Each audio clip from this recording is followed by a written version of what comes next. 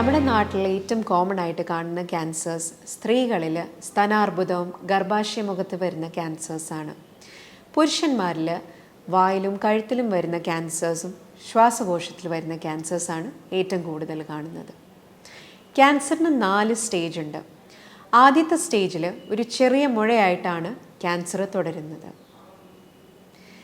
ഈ സ്റ്റേജിൽ കണ്ടുപിടിച്ചാൽ നമുക്ക് ക്യാൻസർ പൂർണ്ണമായിട്ട് ചികിത്സിക്കാൻ പറ്റുന്ന സ്റ്റേജിലാണ്, പ്രാക്ടിക്കലി 99 to 100%.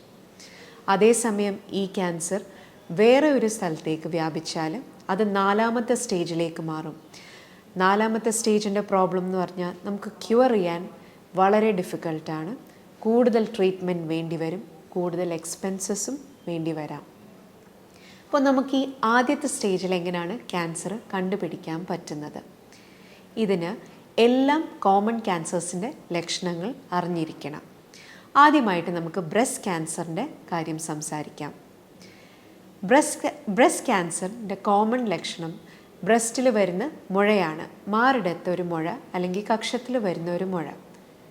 പക്ഷെ വേറെ ചില ലക്ഷണങ്ങളുണ്ട് നമ്മൾ ഓഫൻ മിസ്സാവുന്ന സിംറ്റംസ്.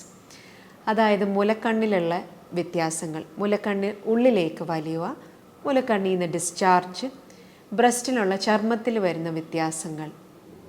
ഇതും കൂടി നമ്മൾ ശ്രദ്ധിച്ചാൽ നേരത്തെ കണ്ടെത്താം. ബ്രസ്റ്റ് എക്സാമിനേഷൻ 20 years, അതായത് 20 വയസ്സ് തികയുമ്പോൾ എല്ലാം സ്ത്രീകൾ സ്വന്തമായിട്ട് ബ്രസ്റ്റ് എക്സാമിനേഷൻ ചെയ്യാൻ തുടങ്ങണം. ഇത് പീരിയഡ്സ് കഴിഞ്ഞിട്ട് ഒരു 5-10 ദിവസത്തിന് ശേഷമാണ് നമ്മൾ ബ്രസ്റ്റ് എക്സാമിനേഷൻ സ്വന്തമായിട്ട് ചെയ്യേണ്ടത്. ഈ ബ്രസ്റ്റ് എക്സാമിനേഷൻ ചെയ്യുമ്പോൾ സംശയമുള്ള എന്തെങ്കിലും മുഴകൾ കണ്ടാൽ ഒരു ഡോക്ടറിനെ കാണിക്കുക. ഡോക്ടർ യൂഷ്വലി ഒരു മാമോഗ്രാം എന്ന് പറയുന്ന ടെസ്റ്റാണ് പ്രിസ്ക്രൈബ് ചെയ്യുന്നത്. മാമോഗ്രാം ബ്രസ്റ്റിൻ്റെ ഒരു എക്സ്റേ ആണ്. ഇത് കൂടാണ്ട് ചിലപ്പോൾ ഒരു അൾട്രാസൗണ്ടും കൂടെ വേണ്ടി വരാം. ഈ സ്കാനിൽ എന്തെങ്കിലും സംശയമുണ്ടെങ്കിൽ നമ്മൾ ആദ്യമായിട്ട് ഒരു നീഡിൽ ബയോപ്സി അല്ലെങ്കിൽ കുത്തി പരിശോധനയാണ് ചെയ്യേണ്ടത്. ഒരു സർജറിയിലേക്ക് ഒരിക്കലും ആദ്യമേ നമ്മൾ പോകാൻ പാടില്ല. ആദ്യം ഒരു കുത്തി പരിശോധന ചെയ്ത് ബയോപ്സിയാണ് നമ്മൾ ചെയ്യുന്നത്. വെസ്റ്റേൺ കൺട്രീസിലെ ട്രെൻഡ് എന്ന് പറഞ്ഞാൽ 40 years കഴിഞ്ഞതിന് ശേഷം 40 വയസ്സ് തികഞ്ഞിട്ടുള്ള സ്ത്രീകൾ മാമോഗ്രാം എല്ലാം 2 വർഷം കൂടുമ്പം ഒരു പ്രാക്ടീസായിട്ട് ചെയ്യാറുണ്ട്. നമ്മുടെ ഇന്ത്യയിലുള്ള കോമൺ പ്രാക്ടീസ് സ്വന്തമായിട്ട് സെൽഫ് ബ്രസ്റ്റ് എക്സാമിനേഷൻ ചെയ്യുക. അതിലെ സംശയമായിട്ടുള്ള മുഴകൾ കണ്ടാൽ ഒരു ഡോക്ടറിനെ കാണിച്ച് ഡോക്ടർ അത് കൺഫേം ചെയ്തതിന് ശേഷം അൾട്രാസൗണ്ട് ഓർ മാമോഗ്രാം ചെയ്തിട്ട് നീഡിൽ ടെസ്റ്റിന് പോവുക. സ്ത്രീകളിൽ ഏറ്റവും കൂടുതൽ കാണുന്ന 2ാമത്തെ ക്യാൻസറാണ് ഗർഭാശയമുഖം അല്ലെങ്കിൽ ഗർഭാശയകളത്ത് വരുന്ന ക്യാൻസർ, സർവൈക്കൽ ക്യാൻസർ. ഇതൊരു വൈറസിൽ മൂലമാണ് ഈ ക്യാൻസർ ഉണ്ടാവുന്ന ഹ്യൂമൻ പാപ്പിലോമ വൈറസ്. ഈ ക്യാൻസറിൻ്റെ ലക്ഷണങ്ങൾ ഒന്ന് മാസമുറയിൽ വരുന്ന വ്യത്യാസങ്ങളാണ്. ഇടവിട്ടും ക്രമം വിട്ടുള്ള വ്യത്യാസങ്ങൾ, ലൈംഗിക ബന്ധത്തിന് ശേഷം ഉള്ള രക്തപ്പോക്ക്, ദീർഘകാലമായിട്ട് വെള്ളപ്പോക്ക്, രക്തം കലർന്ന വെള്ളപ്പോക്കാണ് ഈ ക്യാൻസറിൻ്റെ ലക്ഷണം. സർവൈക്കൽ ക്യാൻസറിന് റെക്കമെൻഡ് ചെയ്യുന്ന ടെസ്റ്റാണ് എല്ലാം 5 വർഷം കൂടുമ്പോൾ 25 വയസ്സ് തികഞ്ഞിട്ടുള്ള സ്ത്രീകൾ ഒരു HPV ടെസ്റ്റ് ചെയ്യുക. ഇതൊരു DNA ടെസ്റ്റാണ്. 5 വർഷം കൂടുമ്പോൾ ചെയ്താൽ മതി. അതേസമയം വേറെ ഒരു ടെസ്റ്റും പണ്ട് മുതൽ എല്ലാവരും ചെയ്യുന്നുണ്ട്, പാപ്സ്മിയർ. പാപ്സ്മിയർ എല്ലാം 3 വർഷം കൂടുമ്പോഴാണ് നമ്മൾ ചെയ്യുന്നത്. പാപ്സ്മിയറിനെക്കാട്ടിലും സെൻസിറ്റീവ് ആയിട്ടുള്ള ടെസ്റ്റാണ് ഈ HPV DNA ടെസ്റ്റ്. ഈ ടെസ്റ്റ് എല്ലാം 5 വർഷം കൂടുമ്പോൾ ചെയ്താൽ മതി. ഇത് ചെയ്താൽ നമുക്ക് HPV വൈറസ് ഉണ്ടോ ഇല്ലയോ എന്ന് നമുക്ക് കണ്ടുപിടിക്കാം. ഫർദർ ഒരു ഡോക്ടർ ചിലപ്പം പോസിറ്റീവായിട്ട് വന്നാൽ കോൾപോസ്കോപ്പി എന്ന് പറയുന്ന ഒരു പരിശോധന റെക്കമെൻഡ് ചെയ്യും ബയോപ്സി എടുക്കാൻ വേണ്ടിയിട്ട്. ഒരു കാര്യം നമ്മൾ ശ്രദ്ധിക്കണം, സർവൈക്കൽ ക്യാൻസർ വൈറസ് മൂലമാവുന്നതുകൊണ്ട് അതിനൊരു വാക്സിനേഷൻ ഉണ്ട്, cervical cancer or HPV vaccination. ഈ വാക്സിൻ 9 വയസ്സ് മുതൽ 26 വയസ്സ് വരെയാണ് നേരത്തെ പറഞ്ഞിരുന്നത്. ഇപ്പോൾ നമുക്ക് വാക്സിനേഷൻ 45 വയസ്സ് വരെയും എടുക്കാം. ഈ ക്യാൻസർ വാക്സിൻ്റെ പേരുകളാണ് ഗാഡാസിൽ, സെർവാവാക്. ഇന്ത്യയിൽ അവൈലബിൾ ആയിട്ടുള്ള വാക്സിനേഷൻ ബ്രാൻഡ്സാണിത്. ഇനി നമുക്ക് പുരുഷന്മാരിൽ വരുന്ന കോമൺ ക്യാൻസേഴ്സിനെ കുറിച്ച് പറയാം. ആദ്യമായിട്ട് വായിലും കഴുത്തിലും വരുന്ന ക്യാൻസേഴ്സ്. ഈ ക്യാൻസറിൻ്റെ മുഖ്യ കാരണം പുകവലിയും പുകയിലയുടെ യൂസേജ് തന്നെയാണ്. അതിൻ്റെ ലക്ഷണം മെയിനായിട്ട് നമ്മൾ കാണുന്നത് വായ്ക്കുള്ളിൽ ചുമന്ന അല്ലെങ്കിൽ വെള്ളപ്പാടുകൾ, കരിയാത്ത മുറിവുകൾ, 3 ആഴ്ച കൂടുതൽ നമ്മുടെ വായിൽ ഏത് മുറിവും കണ്ടാൽ അതൊരു ഡോക്ടറിനെ കാണിക്കേണ്ടതാണ്. പിന്നെ വേറെ ചില ലക്ഷണങ്ങളാണ് കഴുത്തിലുള്ള മുഴ, ചവയ്ക്കാനോ ആഹാരം ഇറക്കാനുള്ള ബുദ്ധിമുട്ട്, ചുണ്ടിൽ മോണയിലുള്ള വീക്കം. ഇതാണ് വേറെ ചില ലക്ഷണങ്ങൾ. വായിലുള്ള ക്യാൻസേഴ്സിന് വളരെ സിമ്പിളായിട്ടുള്ള ഒരു ടെസ്റ്റിംഗ് ആണ്. ഡീറ്റെയിൽഡായിട്ട് വിശദമായ വായിലുള്ള പരിശോധന മാസത്തിലൊരിക്കലെങ്കിലും അല്ലെങ്കിൽ 6 മാസത്തെങ്കിലും നമ്മൾ ഡോക്ടറിനെ പോയി കാണിച്ച് പരിശോധിക്കേണ്ടതാണ്. അടുത്ത് നമുക്ക് ലങ് ക്യാൻസറിനെ പറ്റി സംസാരിക്കാം. നമുക്കെല്ലാവർക്കും അറിയാം, ലങ് ക്യാൻസർ അവസാന ഘട്ടത്തിലാണ് കൂടുതലും കണ്ടുപിടിക്കുന്നത്. ഇതിൻ്റെ കാരണം എന്താവാം?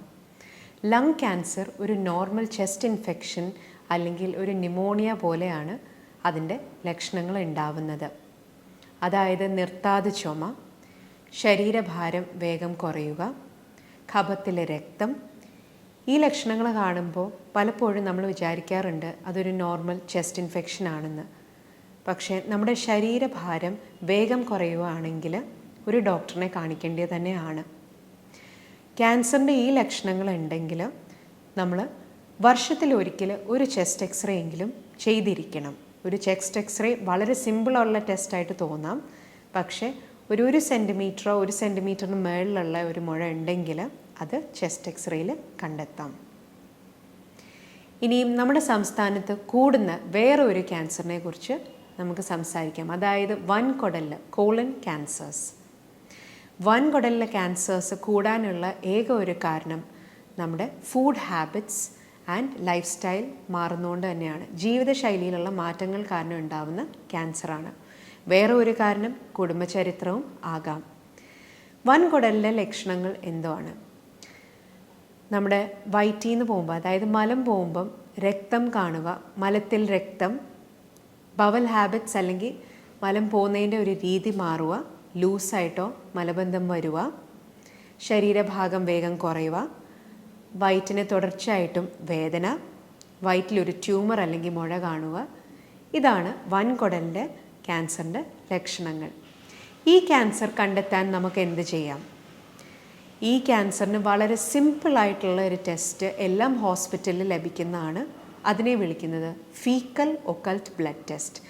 നമ്മുടെ സ്റ്റൂളിൽ ചെറിയ അംശത്തിൽ ബ്ലഡ് ഉണ്ടെങ്കിൽ ഈ ടെസ്റ്റിൽ അത് പിക്കപ്പ് ആവും. ഒരു ഗ്യാസ്ട്രോ ഡോക്ടറിനെയോ ഒരു ഓൺകോളജിസ്റ്റിനെ കാണിച്ചതിന് ശേഷം ആ ഡോക്ടർ ചിലപ്പം ഫർദറായിട്ട് കൊളനോസ്കോപ്പി, അതായത് വൻകുടലിൻ്റെ ഡീറ്റെയിൽഡ് ആയിട്ടുള്ള പരിശോധന സജസ്റ്റ് ചെയ്യാം. ഈ ടെസ്റ്റ് ചെയ്താൽ നമുക്ക് വൻകുടലിലെ ക്യാൻസേഴ്സ് ചിലപ്പോൾ നേരത്തെ കണ്ടുപിടിക്കാൻ പറ്റും. ലാസ്റ്റിൽ എനിക്ക് പറയാനുള്ളത്, നമ്മുടെ പ്രായമുള്ള പുരുഷന്മാരിൽ വരുന്ന ഏറ്റവും കോമൺ ആയിട്ടുള്ള ക്യാൻസർ പ്രോസ്റ്റേറ്റ് ക്യാൻസർ. എല്ലാം പുരുഷന്മാരിൽ 60 വയസ്സിന് ശേഷം പ്രോസ്റ്റേറ്റ് എന്ന് പറയുന്ന ഗ്രന്ഥിയിൽ വീക്കം വരാം. നമ്മളിത് പരിശോധിക്കാൻ ഒരു ചെറിയ ബ്ലഡ് ടെസ്റ്റാണ് എല്ലാവർക്കും ചെയ്യുന്നത്. PSA എന്ന് പറയുന്ന prostate specific antigen blood test. PSA blood test elevated ആണെങ്കിൽ ഇതിൻ്റെ അർത്ഥം ചിലപ്പം ഒരു പ്രോസ്റ്റേറ്റിലെ ഗ്രന്ഥിയിൽ വീക്കം മാത്രമാവാം. പക്ഷെ ചില കേസസിൽ ഇതൊരു ക്യാൻസറായി മാറാനുള്ള സാധ്യതയുണ്ട്. ഈ പ്രോസ്റ്റേറ്റ് ക്യാൻസറിൻ്റെ ലക്ഷണങ്ങൾ എന്താണ്? മൂത്രമൊഴിക്കാനുള്ള ബുദ്ധിമുട്ടുകൾ, മൂത്രത്തിൽ ബ്ലഡ് പാസ് ചെയ്യുന്നത്. ഇതാണ് ഏറ്റവും കോമൺ ആയിട്ട് കാണുന്ന ലക്ഷണങ്ങൾ. ഇതിൽ ശ്രദ്ധിക്കാനുള്ളത്, എല്ലാം പുരുഷന്മാരിൽ ഒരു പ്രായം കഴിഞ്ഞിട്ട് ഈ ബുദ്ധിമുട്ടുകൾ വരാം. അതിൽ നിന്ന് നമ്മൾ ഭയപ്പെടേണ്ട ഒരു ആവശ്യവും ഇല്ല. PSA ബ്ലഡ് ടെസ്റ്റ് ചെയ്ത് അത് എലിവേറ്റഡ് ആണെങ്കിൽ അതൊരു ക്യാൻസർ ഉണ്ടെന്നല്ല അതിൻ്റെ അർത്ഥം. അതിൻ്റെ കൂട്ടത്തിൽ നമ്മളൊരു ഉള്ളു പരിശോധന, ഡിജിറ്റൽ റെക്ടൽ എക്സാമിനേഷൻ ചെയ്താൽ മാത്രമേ നമുക്കൊരു ക്യാൻസർ കൺഫേം ചെയ്ത് ബയോപ്സി സജസ്റ്റ് ചെയ്യാൻ പറ്റുള്ളൂ. അപ്പോൾ ഇതാണ് നമ്മുടെ ഇന്ത്യയിൽ കാണുന്നത് 6 ടൈപ്സ് ഓഫ് കോമൺ ക്യാൻസേഴ്സ്. ഒരു കാര്യം നമ്മൾ ഓർക്കണം, cancer does not discriminate between people. Cancer diagnosis ആർക്കും വേണമെങ്കിൽ വരാം. പക്ഷേ ഇത് കേട്ടുകൊണ്ട് നമ്മൾ പേടിക്കാൻ പാടില്ല. ക്യാൻസർ ചികിത്സകൾ പഴയ പോലെയല്ല, ഇപ്പോൾ ഒത്തിരി ഡെവലപ്ഡ് ആയിട്ടുണ്ട്. നമുക്കുള്ള 3 തരം ട്രീറ്റ്മെൻറ്റ്സ് ആണ് surgery, chemotherapy and radiation. Surgery most ക്യാൻസേഴ്സിന് നമ്മൾ സജസ്റ്റ് ചെയ്യാറുണ്ട്. പക്ഷേ ചില ക്യാൻസേഴ്സിൽ സർജറിക്ക് മുന്നേ കീമോതെറാപ്പി അതിൻ്റെ വലുപ്പം കുറയ്ക്കാൻ വേണ്ടിയിട്ട് കൊടുക്കാറുണ്ട്. റേഡിയേഷൻ ട്രീറ്റ്മെൻറ്റ് യൂഷ്വലി ലാസ്റ്റായിട്ട് ചെയ്യുന്ന ഒരു ട്രീറ്റ്മെൻറ്റാണ്. ചില ക്യാൻസേഴ്സിൽ, ഫോർ എക്സാമ്പിൾ മലദ്വാരത്തിലെ ക്യാൻസേഴ്സ്, നമ്മൾ റേഡിയേഷൻ ആദ്യമേ നമ്മൾ കൊടുക്കാറുണ്ട് കുറച്ച് കൂടിയ സ്റ്റേജുകളിൽ. ഇപ്പോൾ നമുക്ക് പുതിയതായിട്ട് വന്ന ഒരു ചികിത്സയാണ് ഇമ്മ്യൂണോതെറാപ്പി. ഇമ്മ്യൂണോതെറാപ്പിയുടെ അർത്ഥം എന്ന് പറഞ്ഞാൽ ഒരു തരം മരുന്ന് നമ്മുടെ ബോഡിയിലേക്ക് നമ്മൾ എടുക്കുമ്പോൾ നമ്മുടെ ഇമ്മ്യൂണിറ്റി, പ്രതിരോധ ശക്തിയെ തന്നെ സ്റ്റിമുലേറ്റ് ചെയ്ത് ആ ക്യാൻസർ സെൽസിനെ അറ്റാക്ക് ചെയ്യുന്നതാണ് ഈ ഇമ്മ്യൂണോതെറാപ്പി. ഇമ്മ്യൂണോതെറാപ്പിയുടെ ഗുണം എന്ന് പറഞ്ഞാൽ കീമോതെറാപ്പി പോലെ അനാവശ്യമായിട്ടുള്ള സൈഡ് ഇഫക്ട്സ് കാണാറില്ല. അതിൻ്റെ സൈഡ് ഇഫക്റ്റ് പ്രൊഫൈൽ കുറയുന്നുണ്ട്. ഇപ്പോൾ കൂടുതലും പഠനങ്ങൾ ഈ ഇമ്മ്യൂണോതെറാപ്പിയുടെ യൂസേജിലാണ് ഫോക്കസ് ചെയ്യുന്നത്. അപ്പോൾ ഇതാണ് നമുക്ക് ക്യാൻസറിനുള്ള പ്രധാനപ്പെട്ട ചികിത്സകൾ.